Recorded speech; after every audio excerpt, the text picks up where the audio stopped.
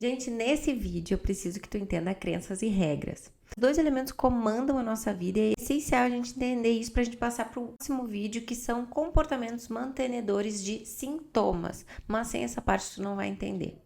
Crenças e regras. Deixa eu te conduzir numa metáfora para tu entender mais ou menos como é que funciona. Imagina que tu tá numa festa de aniversário de criança. E tem muitas crianças lá, mas tem uma que ela tá sendo super mal educada, que ela tá falando alto, que ela tá correndo por tudo que é lugar, batendo nas coisas, batendo nas outras crianças. Ela pega docinhos na mesa onde vai ser cantado parabéns, antes do momento de cantar parabéns, as pessoas chamam a atenção dela e ela continua fazendo as mesmas coisas. E aí tu se pergunta, quem é a mãe dessa criança? E aí quando falam quem é a mãe dessa criança, tu fala, só podia, porque é típico dessa mãe. Super preconceituoso, mas só para tu entender que as crenças, elas vêm de pensamentos, aqueles pensamentos automáticos que a gente já tinha falado, que são reflexos, que são muito rápidos, que aparecem por causa de algum estímulo que a gente sofreu, como o médico que bate no joelho e tua perna se levanta como um reflexo, são os pensamentos automáticos. E eles só são exatamente como eles são por causa das crenças que eles têm. É como se fosse assim, eles só são assim por causa da mãe que eles têm. Por exemplo, se uma pessoa não te responde uma mensagem e tu pensa que isso é inadmissível, tu só pensa que é inadmissível porque tu tem uma crença de que não responder uma mensagem é inadmissível. Por exemplo, tem algumas pessoas que olham fotos de casais nas redes sociais e acham que é tudo falsidade. Ela só pensa que é falsidade por causa da crença que ela tem em relação a relacionamentos expostos nas redes sociais. Então, as crenças, elas vão comandar esses pensamentos e esses pensamentos vão comandar as emoções que a gente tem e as emoções também vão comandar os comportamentos que a gente tem.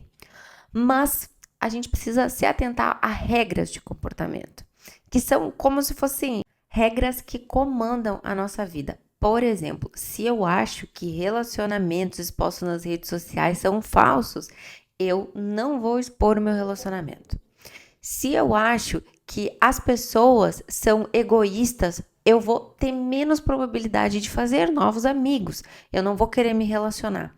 Então, as regras, elas vêm das crenças e dos pensamentos. Mas vamos lembrar que os pensamentos, eles têm mãe e pai. E aí eles fazem com que eles sejam muito intensos e diferenciem de pessoas para as pessoas. Porque a gente se pergunta por que que uma pessoa acha uma coisa da mesma situação e a outra pessoa acha outra coisa?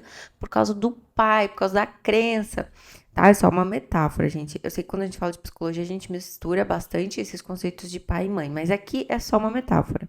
Óbvio que a gente já viu que crenças, elas vêm de experiências passadas, provavelmente de pessoas especiais na tua vida, pais e mães também, mas aqui é realmente essa metáfora de que se eu pensei alguma coisa, esse meu pensamento, ele tem alguma mãe, algum pai, que a gente já mais ou menos imagina que tem a ver, porque eles são muito parecidos, parece que vieram da mesma família. Essa mãe desse pensamento vai querer proteger ele. Então, se eu penso que eu não tenho capacidade de participar de um projeto desafiador, essa minha crença, essa minha mãe, ela vai querer me proteger. E ela vai fazer com que eu não me exponha, ela vai fazer com que eu não queira enfrentar esse novo desafio, porque ela vai dizer assim, ó, se eu me acho incapaz, então é melhor eu não me expor, que assim eu não corro o risco de sofrer alguma retaliação ou alguma crítica. Quando a gente fala de regras de comportamento, a gente vai procurar esses se então, que a gente utiliza dentro do nosso dia a dia, dentro da nossa vida, dentro da nossa mente. Se eu acho que eu não tenho capacidade, então eu não me envolvo em novos desafios. Se eu me acho uma pessoa ansiosa, então eu evito de viver situações onde eu acho que eu vou ficar ansioso.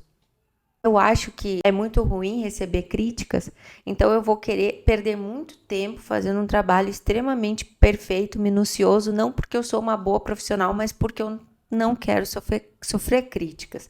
E a gente vai se enchendo de ser entãos e não percebemos que às vezes esses ser então eles podem mudar para uma forma mais funcional de ver a vida. Quando a gente começa a confrontar as nossas crenças, os nossos pensamentos, a gente começa a perceber que vários deles estão desconectados da realidade ou estão conectados com experiências passadas, fazendo com que a gente não se permita viver nada de novo, fazendo com que a gente não se permita viver nada de desafiador para confrontar esses pensamentos automáticos, essas crenças enraizadas. Então, essas regras e esses pensamentos, essas crenças, elas vão fazer com que a nossa vida continue sempre a mesma, porque a gente não enfrenta elas de forma corajosa. E para lidar com tudo isso, a gente vai se encher de comportamentos de segurança, comportamentos de proteção, comportamentos mantenedores do sintoma. O que são esses comportamentos mantenedores de sintomas? São os comportamentos que eu faço que corroboram para que eu sempre continue do mesmo jeito ou sempre com o mesmo problema. Parece que eu tô me protegendo, que eu tô fazendo com que as coisas ruins não cheguem até mim, mas na verdade eu não estou me protegendo, eu estou me sabotando.